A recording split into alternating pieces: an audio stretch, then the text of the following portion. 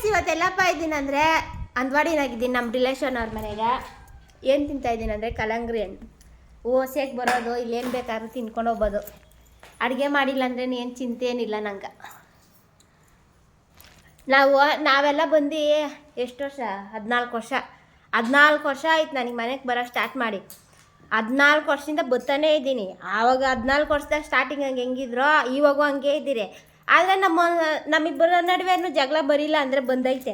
ಕಿತ್ತಾಡಿದ್ದೀರಿ, ಜಗಳ ಆಡಿದ್ದೀರಿ, ಮನಸ್ತಾಪಗಳು ಬಂದೈತೆ, ಕೋಪ ಬಂದೈತೆ. ಆಮೇಲೆ ಏನನ್ನೋದು ಕೋಪ ಜಾಸ್ತಿ ಬಂದೈತೆ.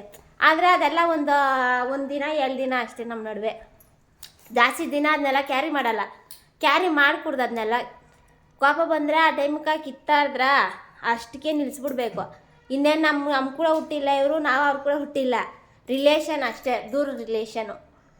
ಆದರೂ ನಾವು 13-14 ವರ್ಷದಿಂದ ಹೆಂಗಿದ್ದೀರೋ ಇವತ್ತಿಗೂ ಹಂಗೆ ಇದ್ದೀರಿ.